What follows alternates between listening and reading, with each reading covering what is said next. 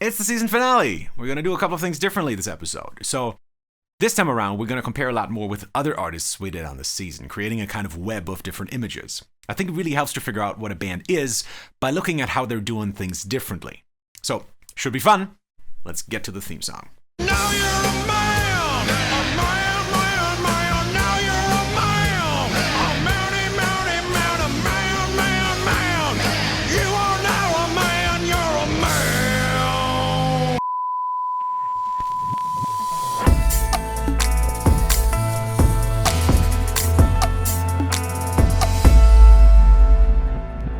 What's up, everyone? This is Friedemann Findeisen from Holistic Songwriting, and you're watching the Artist Series. This month, as chosen by my patrons, we're looking at Metallica, only the most successful metal band ever.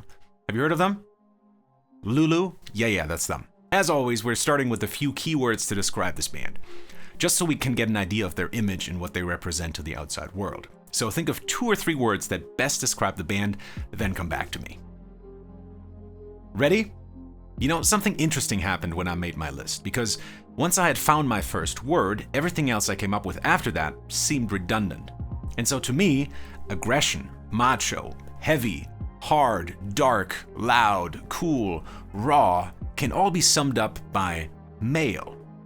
This in itself is already fascinating to me. Metallica is one of the most successful bands we've talked about so far, and their image is so clear that it can be summed up in one word only. Really makes you think, doesn't it? Now, I understand that gender is a politically loaded question right now, and I want to make it very clear that this video is not about that discussion. This is a channel on songwriting. Let's please stick to that in the comments as well. What I will do is suggest the terms male and female here to distinguish between 2 very distinct styles of musicianship. I am using an archetypical image of men and women for this, because it is clearly defined and I think we can all understand it.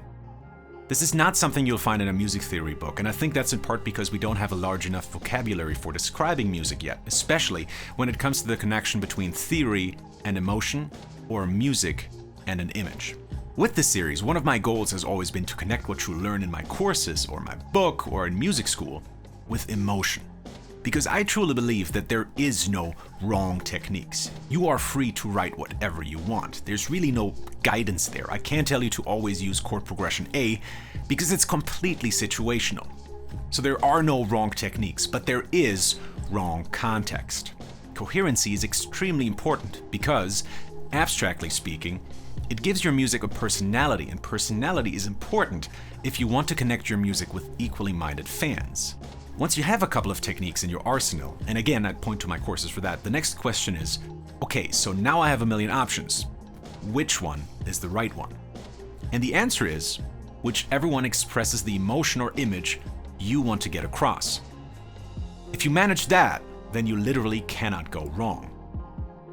As listeners, we identify with a piece of music, not just because of the content of the lyrics, but because of the emotions, attitude, and image. If those match our own emotions, attitude, or picture of ourselves, we form a connection. We like what we hear.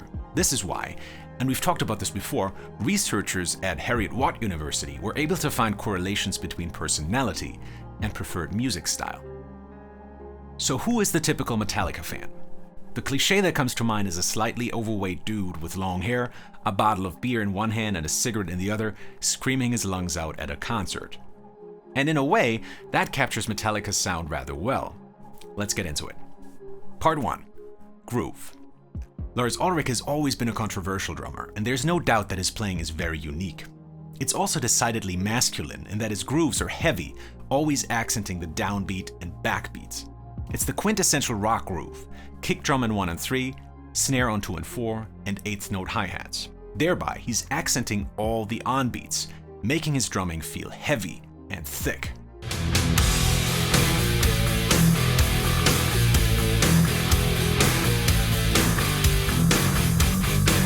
By contrast, if you add accents to the offbeats, by adding in ghost notes or additional kicks, for example, your groove will seem much lighter, even if the underlying principle of kick on 1 and 3, snare on 2 and 4 is the same. Take Chad Smith, the drummer from the Red Hot Chili Peppers, for example.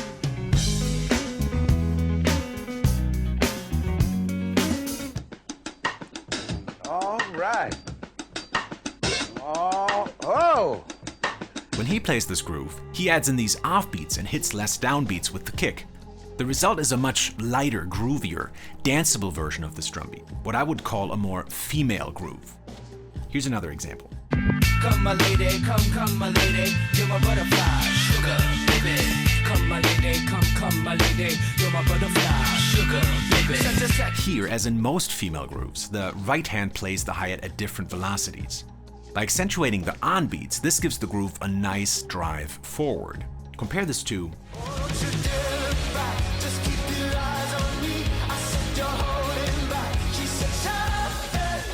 here, the offbeats are accentuated, giving this a much lighter but equally groovy feel.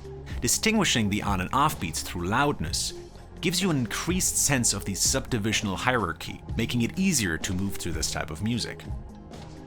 On the other end of the spectrum, Ulrich plays every note at the same velocity, as loud as possible. That combined with his on-beat playing is a major part of his heavy, masculine sound. Compare the movement of the right hand in the following two videos from Lars and Ron Burgundy.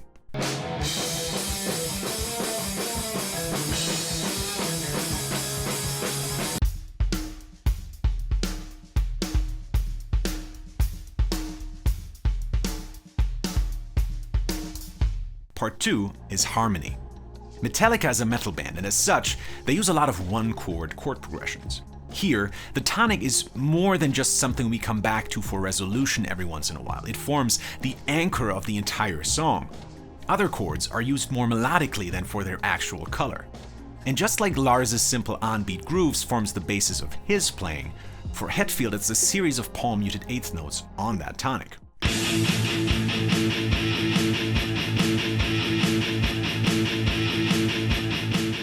Into this, he adds higher chords or single notes to add variation, but never enough to truly come away from the tonic.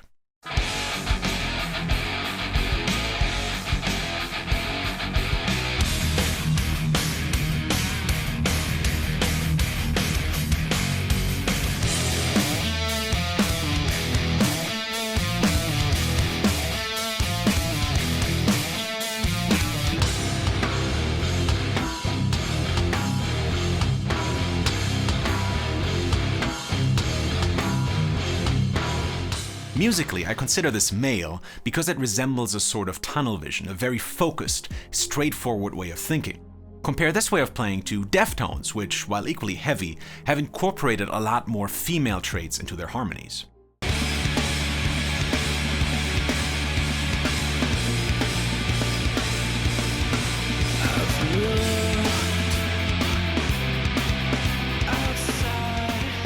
This way of playing uses chords to their full emotional effect and lingers on them long enough so we can understand their intervallic relationship to the melody. Relationships, emotion, connection, color, harmony, these are typical female traits. Part 3 is melody. So we know that Hetfield writes his riffs before he writes his melodies from the fact that they're always in the same guitar keys. In various behind-the-scenes videos, we see Hetfield and Ulrich start jamming and arranging the music before they come up with text and a melody. Most of the time, these melodies are very simple and there's a clear focus on the 1 and 5 of the tonic chord. This way, the melody reinforces the hypnotic tunnel vision of the harmony instead of adding to it.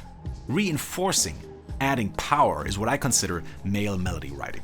It's also very linear, similar to Hetfield's riffs. They keep returning to the 1 or 5, which serves as an anchor for all the melodies. Say your prayers, it's a one. Don't forget, my son, to include everyone.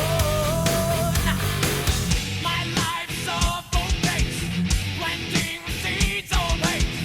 I've loved, turned to hate, dropped far beyond my fate. Where do I take this pain of mine?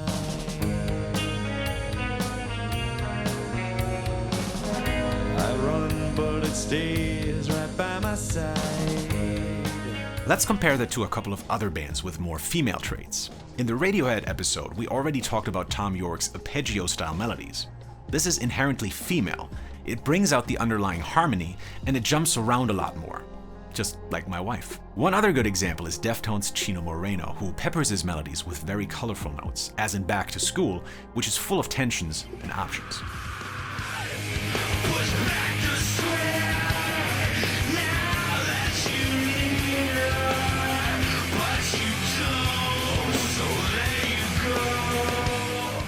colorful melodies that include options or tensions that line out the harmony that span a wider range are all female traits. Part 4 is lyricless storytelling. If you haven't read my book, The Addiction Formula, this section might be a little confusing, so feel free to skip it. Now, it may come as a surprise to you that a band as successful as Metallica doesn't really follow the addiction formula. Yes, they use the structures, but they don't use the 1-2-3 rule. The way they set their hype levels doesn't match up, and they don't really use tension, let alone imply tension.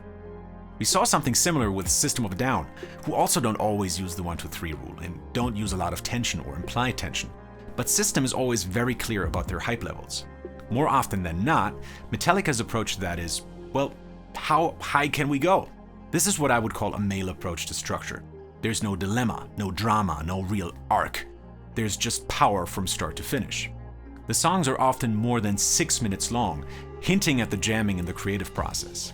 And that's how they often feel, like long jams.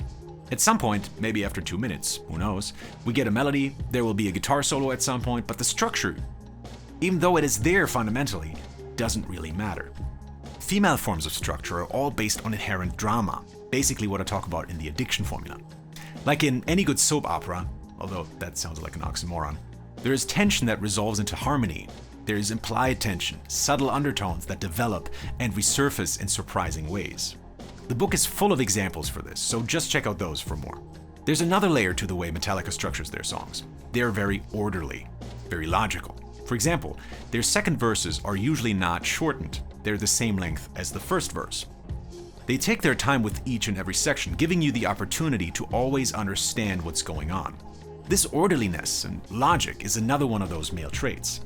Even in their most frantic songs, like Frantic for example, the way they build up their riffs follows a very logical structure.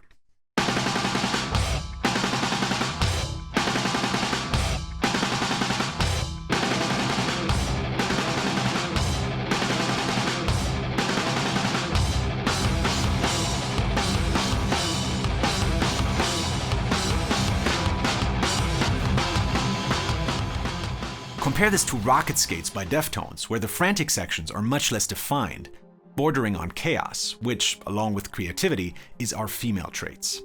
There's a lot of other male traits we could be talking about, like the lyrics, the productions, the fact that Hetfield ends a lot of his lines in "yes", the clothes they wear, the music videos, the behavior on stage, the alcohol, the aggressiveness of their songs, the frequent use of frigid scales in both harmony and melody, album covers featuring blood, urine, and semen. The list goes on. And individually, none of these traits will make your music sound masculine. It's when all of these little techniques are aligned to point in the same direction that you get something as impactful as Metallica, something that is impossible to ignore. I often get comments by people saying something along the lines of, "They didn't plan the sound, that just happened. They didn't think about the theory, they just write and that's what comes out." And I completely agree with that.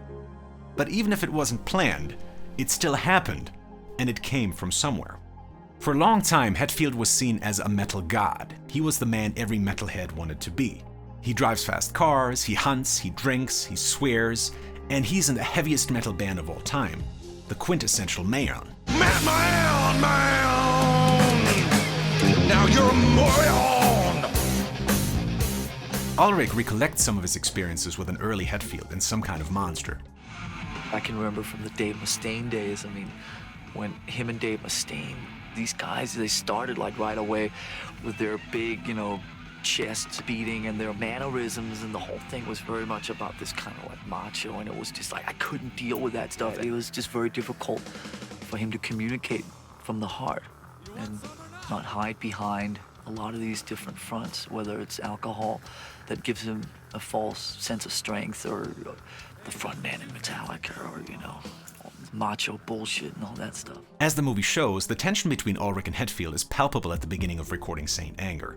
Their egos clash against each other, both playing tough guy. Both have started to believe the image they themselves created, and it comes at a cost. They can't show weakness. They have to be hard men who don't back down, and at the beginning of the movie, it seems as though the band will break apart under that pressure. Fuck!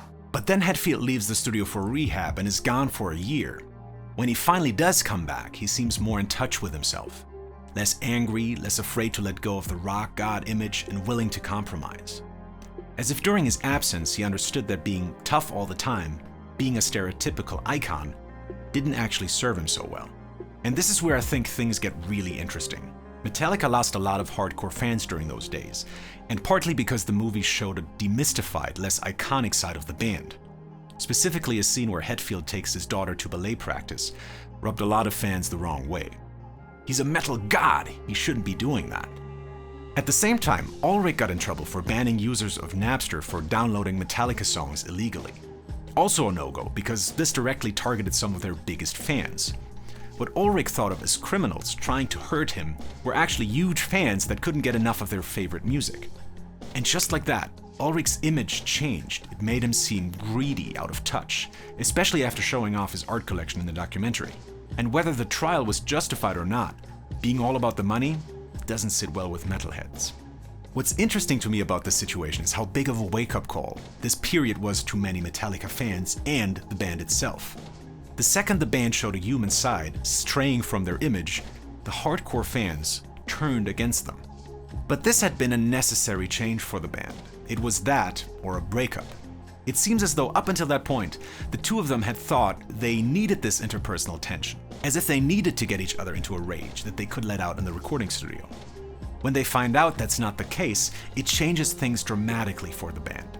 And even though they changed their image to a more authentic one, Metallica is still going strong, hitting #1 in the charts with every new album, and selling out every concert they play. Like, we've proven that you can make aggressive music without negative energy. Yeah. Okay, and I don't think anybody ever thought that that would be possible. Do you know what I mean? You can make something that's aggressive and fucked up, okay, with positive energy between the people creating it. Yeah. If you enjoyed this video, subscribe for more, sign up to Patreon if you want advice or feedback to your songs, and join the mailing list by following the link in the description. Also, let me know which artist you'd like me to do on the next episode, which will come out at the end of January. I know, it's a long time. But I'm working on some other good stuff instead. So keep an eye out for that. Now take care and stay gefährlich.